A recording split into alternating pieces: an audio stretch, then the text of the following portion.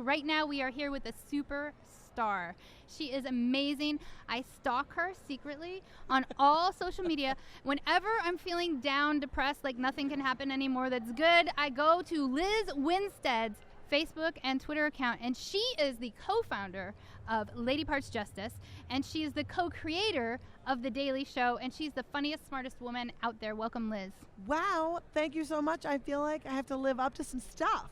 You had to live up to some stuff. You do. But if you don't do well on this show, people can just follow you on Facebook and Twitter, and you could redeem yourself because you are already awesome. You're so you nice. have enough awesome in the planet that you've got bank. I've got some awesome bank. I know, and I feel slightly remiss as we talk today. We are at Netroots Nation, and Donald Trump doubled down on picking Mike Pence as his running mate, and already there is a graphic that's really funny, and people are already making fun of it, and I feel like I'm out to lunch. I feel like I'm not doing my political satire duty today. But first, we have to hear, what is the funny graphic? Can you describe it? Yes, it is a flag, and the stripes are on the flag, but then it says, instead of stars in the flag, it's got a T that's going into a P. And it's so disturbing that even literally John Dingle, I think, tweeted, "What is that T doing to that P?" And then someone on the internet has already animated the T where it's sort of going up and down, and it's a whole situation. It's a situation. It is a situation. It's sort of like if you put your hand sort of into a fist and stuck the finger in it. It's the T going into the P like that. Yes, a very eighth. I'm like an eighth grade boy. It's like an eighth grade boy. It is like or an eighth grade girl. Yes. Any of us could do it. But if you're listening right now and there are young children around you, don't try this at home. No. Do not make your hand into a fist and stick your finger in and out of it. No T's and P's. No T's and P's. Without protection. Now, speaking of don't try this at home. Yes. What Donald Trump has said on this campaign trail should not be usually in anybody's home. It's ridiculous, it's sexist, it's racist, it's offensive. It's like worse than the T and the P. It really is. It's worse than the T and P.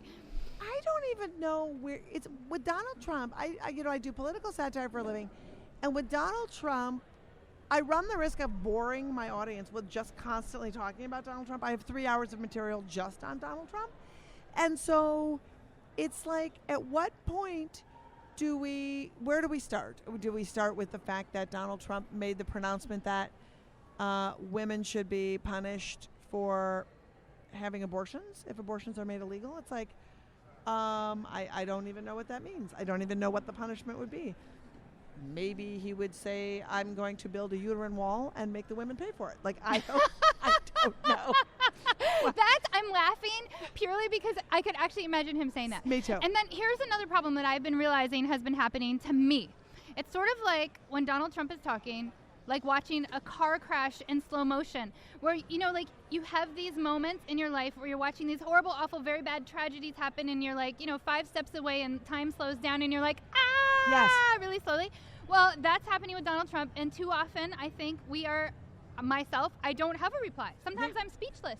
I'm just absolutely speechless because I'm like, there is a train wreck. It has just happened. I know when people say, "What do you think is in Donald Trump's brain?" What I think is in Donald Trump's brain is that scene from the movie The Shining where the kid is inside that maze of bushes and he can't get out and he's just running around, and then maybe you cut to that crazy kid who's riding on the big wheel. Because when people say, "Well, he just speaks for the way he says things that I think," I'm like, the only clarity Donald Trump has is when he says something racist or homophobic or xenophobic or Islamophobic. Anything with the word phobic, it's very clear. The rest of it is just word salad. It's word salad. It's like a squirrel on a habit trail. A squirrel on a habit trail with Giardia. Yes. If I might. Yes. Just add a little bit of color to the picture. Yes, I like the with Giardia, and possibly having eaten too many Cheetos that has turned him orange. I'm starting to have a theory about male politicians who do too much of this orange tanning stuff. I think it's toxic. There might be like an authoritarian ingredient in the tanning. What do you think? This fake tanning stuff? I think that, first of all, I think that it's a sign that you have nobody you trust to actually give you constructive criticism. right? Because when you're walking around looking like Tang and nobody's like, maybe we dial that back to a burnt umber or just something that's a color that humans are. Or you would find in nature? Yeah, I mean, those are things that I think are important. I think that you shouldn't look like a lozenge at any point. And you might be right. There might just be... I think there's a toxic ingredient. It causes word salad, authoritarianism, and hate of lady parts. Yes, I agree. I mean, I think the word toxic might be synonymous with Donald Trump. Maybe he's actually a human Superfund site. He's trying to be. He's trying to raise a lot of money to get to be president, so don't fund him. Don't contribute to the Superfund site. Maybe this is the way we get rid of him. We have the EPA declare him actually hazardous waste. I think he is a little, that's happening. I'm on that campaign, actually. I've decided that you and I should co-lead this campaign. Okay. The Donald Trump is actually hazardous waste campaign. Now, talking about Donald Trump, it's depressing, it's horrifying, and a lot of people are watching the train wreck and saying, I'm not going to vote. They're saying, this is too weird.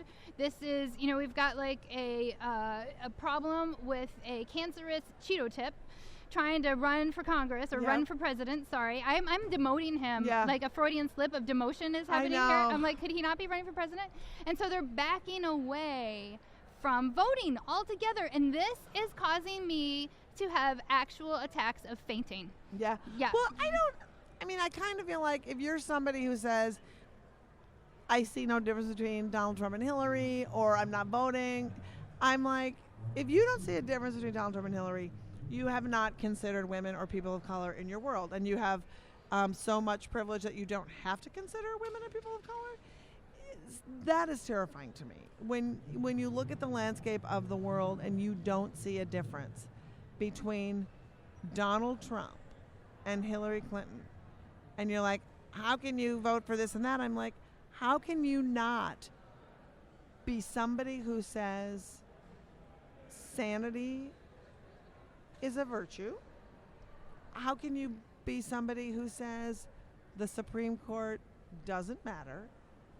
Because basically we have 39 state legislatures that are run by extremists, controlled. And that's why we're seeing all these nutty voter ID laws and nutty gun laws and nutty reproductive rights laws. Nutty, there's so much nutty, right? So they just pass a law, and then if it's not challenged in higher courts to finally the Supreme Court, it just sits there. So these things matter. Who sits on the court matters. If you vote your down ballot stuff, people aren't going to vote for a decent state legislator if they don't vote for president. They're not going to go, oh, you know what? I'm just going to go out and vote for my alderman. It's like crazy. Yes, it's nutty. It's horrible. And also, I feel there's a lack of perspective. Just saying, because I hear people saying, I can't vote for Hillary because she screwed up her email. Now, people, I can't see you, but anybody who has ever screwed up their own email, could you raise a hand? I screw up my own email all the time. And email has changed over the past several decades. When I first started working in politics, there wasn't even really email. It was like Pine with the C prompt, right? And we're seeing already the U.S. State Department has had massive hacking happen lately from the Russian government. And so no place is perfectly safe, right, from what we're seeing with the email situation. So we have the email situation. And then we have Trump saying, I would nuke Europe. And so I'm like, okay. Or declare war. Of perspective, are you worried about somebody who screwed up their email like many of us have? Or are you worried about somebody who might nuke Europe? These are not the same thing, people. Screwing up your email is not nuking Europe. Well, also, there's a difference. But also, it's like, what world where there's unicorns and fat-free fried chicken do you live in where you don't have to compromise, where you don't have to say, you're not going to get the perfect. First of all, if you've ever been in a relationship or you're always compromising. Life is a compromise. So if you have a compromise-free life, you're authoritarian. You are delusional. So we all and have probably multiply married like Trump. Yeah. Yep. So I just think if you would like to further the world in a better direction, constantly voting no, because, that phrase is really trite. Don't let the perfect get in way of the Don't let the perfect be the enemy of the good. enemy of the good. I enjoy that phrase. And it's a real thing. And so Mhm. I feel like at some point we all have a responsibility. If you are somebody who would like a more progressive world, then you have to stand up and you have to make some decisions to participate in pushing that agenda forward, being a face, being a voice. Politicians only respond if they feel their jobs are threatened. And the only way they'll know their jobs are threatened is if each and every one of us tell them so, and tell them so loudly and often in a group. And that is also, by the way, the definition of democracy. Yes. Democracy was never meant to be a thing where you vote for the president every 4 years. No. Democracy is not a spectator sport. It's a living Democracy is a organism. full participation, thank goodness, Yes. moment. Because if it wasn't full participation, then we wouldn't have the opportunity to have our voices heard and to have the many wins that we're already seeing happen. That's so right. moment of light. More than 35 policies for paid sick days have passed in local jurisdictions across the country. Yes. Dozens of jurisdictions have passed paid family leave policies. We've seen fair pay moving forward in red and blue states alike. Similarly, child care policies. We are seeing wins because people are raising their voices outside of voting or deciding not to vote every 4 years. That's so right. this is not, something that you get to say, I'm going to back off from this right now. This is like pedal to the metal for our own democracy, our future of our democracy. Yeah, exactly. All of it, elections are just starting lines. Yes. They're not the finish line. And so once you get there, it is your job to hold your values up to that person and say, I demand that you take action on my values. I like to think of it also as being the wind at their back for change. Yes. Yes. That it's sounds in the much more positive. Yes, I try to be positive because I happen to know that all of these elected leaders get massive hate mail and hardly ever a thank you. Yes. So sometimes it can be a little bit awkward to be like, hi, I would like to be the wind at your back. It also works to pass policy though. Like, Yes. hi, how can we help you make killer policy? Yes. And you know what happens? It happens. It does work. I love it that it works. I hate it that You're it's really in good at jeopardy. it. I hate it that it's in jeopardy I right know, now. me too. I've It's been working terrifying. in this area since I was 19 years old.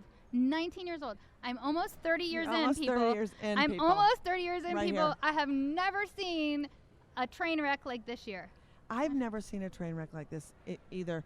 In all areas of progress, I feel like I was just speaking with the leader, the Democratic Senate leader out of the State House in North Carolina, and they're literally beating back fracking, they're beating back repro, they're beating back voter ID, they're beating back cutting unemployment insurance. Their state is literally constantly on. It's like a game of whack-a-mole. You every time you sort of try to tamp something down, somebody pops up with another new thing. It's exhausting. It's exhausting, but it's necessary to stay engaged. Stay engaged. So everybody should go to Lady Part Justice. And what's the website? LadyPartsJustice.com. LadyPartJustice.com. Find out what's going on in your state. It's really cool. If you get onto our website, we have an interactive map of all 50 states. And we have a really funny video that represents one of your horrible antitrust laws. And then we constantly keep the website updated with the 5 scariest things that are coming down the pike in your state. So we're a reliable source. We're funny. We're engaged. We let you know what to do. We let you know how to join us. And it keeps you thinking about what you want, for the women and girls in your state.